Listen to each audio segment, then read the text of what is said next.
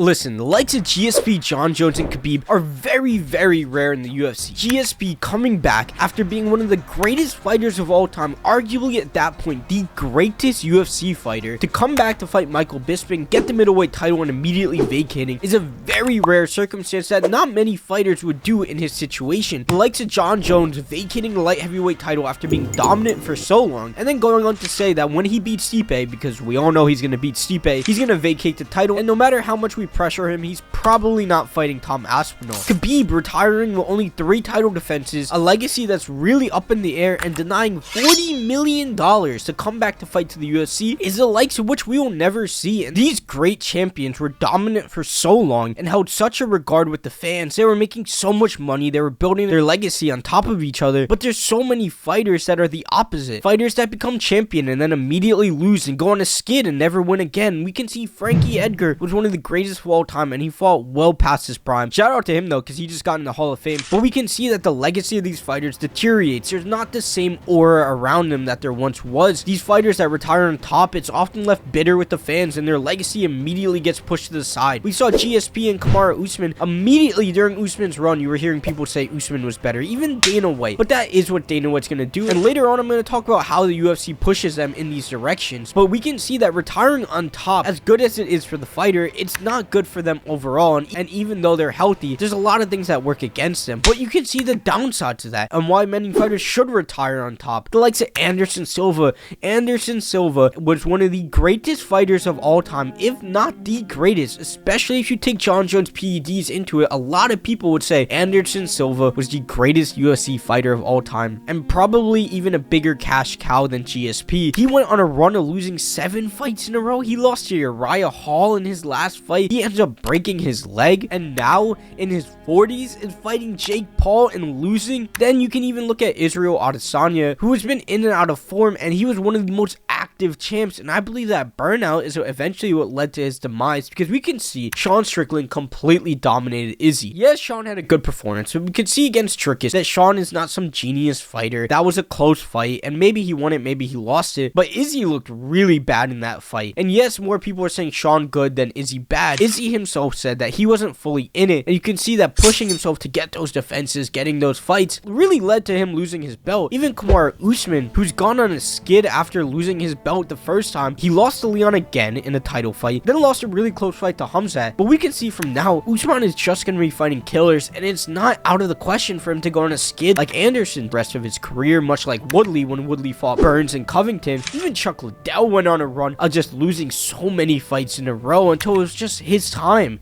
His time was up. He was never going to regain that belt, and they all lose that atmosphere around them that made them so likable, so cool, almost untouchable. And the obvious reasons for why they continue fighting are of course significant, and they make sense. So here's how a UFC contract works. You have your guaranteed show money, and then you get your win bonus. Then there's performances of the night, fight of the night bonuses as well. But when you become champion, you get introduced to something called pay-per-view points, which is essentially a small cut of the pay-per-view sales. Except here's the thing, besides Conor McGregor and maybe Jorge Masvidal, every other fighter doesn't get that contract until they're already champion. And when you lose champion status, you lose the pay-per-view points. So when you become champ, the incentive to retire on top isn't there, because you want to milk that cow as much as possible. You have to remember, these champions are making good money, but it's still not enough to set you up for the rest of your life with your current lifestyle. For example, an NBA player can go on to a $50 million contract. That's probably going to last him the rest of his life. A UFC fighter, barring maybe Izzy, Masvidal, and Conor, probably making around like 1 to 2 mil per fight. If you're the flyweight champ like Pantoja, he's probably making like 500k, 800k. So that well is going to run out, and they have that incentive to keep on going, despite the fact that a lot of things are on the line and their head might not be in it. And also, you have to consider what all that money does to change them too, because even though they're getting that $1 million, they're likely coming from a point of making 100k per fight or even less. Pantoja was an Uber driver before he beat Moreno for the belt. Of course, there's the element of wanting to fight on. Even the likes of Usman. Usman was on top and untouchable, and he definitely still walks around with that aroma, and I really hope he does come back and win some fights. That will to keep on going, despite the fact that you're not champ, is there. I think with Volkanovski and him talking about that madness you fall into when you're not in a fight drives him all crazy to become champion again. We can see it with so many fighters that if they're not fighting, they're going absolutely crazy, and they would rather go on losing and making sure that their time is up than risking leaving any in the tank. We can see that with Mike Tyson. He fought well past his prime, and he said that when he watches those fights, he doesn't even recognize himself anymore. And it makes sense. When you have all that money, your mind is going to change, and that desire to retire as champion goes out the window because you're more concerned about yourself. You more so want to secure your health and well-being. A big part of that is there's lack of being able to find anything else to do. In the modern era, though, unfortunately, or maybe fortunately, they all decided to just start podcasts, and some of them are pretty great. Shout out Rampage and Mike Tyson. Those podcasts are an absolute banger. A big part of them coming back besides the money is the UFC almost forcing their hand. GSP said himself the UFC leaked that him and Khabib were in talks, and that GSP didn't want the fight to kind of force him to come back to stand on business and to essentially defend his name. And then GSP said that they never brought him that fight, and that was all up in the air, and he never even heard anything about fighting Khabib. Even in the modern era with Jon Jones and Ngannou, and why that fight didn't happen. One of them is saying that Ngannou didn't want to sign. Ngannou is like, Jon Jones didn't want to sign. Ultimately, we know who didn't want to sign. But the UFC using these tactics to try and force people to come back isn't out of the ordinary. Even Khabib, see it again with Tom Aspinall and Jon Jones after that,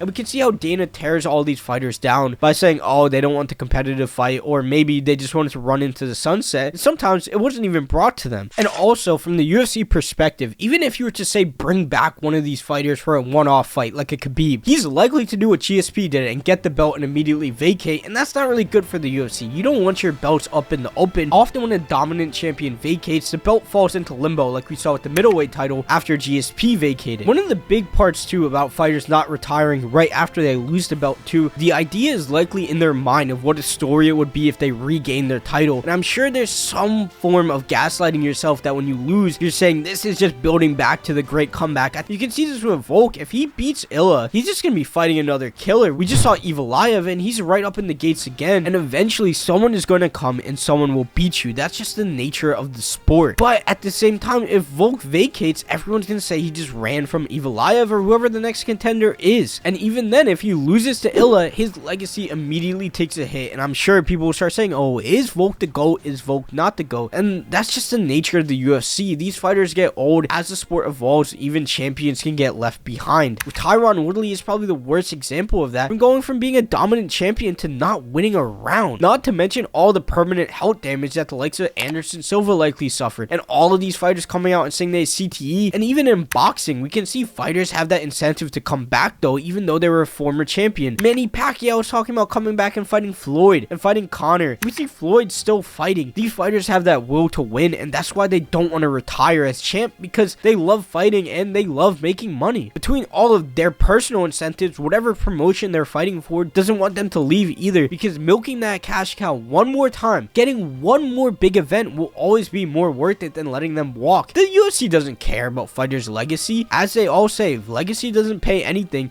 and if GSP were to come back and lose, then he would have to come back and fight again. Or if Jon Jones loses, he would then have to come back and fight again, and then that second fight is an even bigger fight. So from all these different angles, all these fighters feel that pressure of not wanting to retire on top, and they don't think about the permanent health damage that they're suffering from fighting past their prime, as well as the damage they're doing to their legacy, because even if the promotion doesn't care, fans care. Seeing Anderson go out and fight all these people is not something anyone likes to see. When we see Tony Ferguson fight week, no one wants to see Tony lose to Paddy Pimbleton when we know that 4 or 5 years ago, Tony is absolutely washing the floor with him. So let me know what you think down below. Do you like it when they fight past their prime, or are you someone that's more reserved and like it when they leave on top when their legacy is secured? So if you enjoyed this video, check out this one on why Conor McGregor is the Mad King of the UFC, and leave a like, subscribe, and don't forget, we're just getting started, we're going to stay consistent, and I will see you in the next video.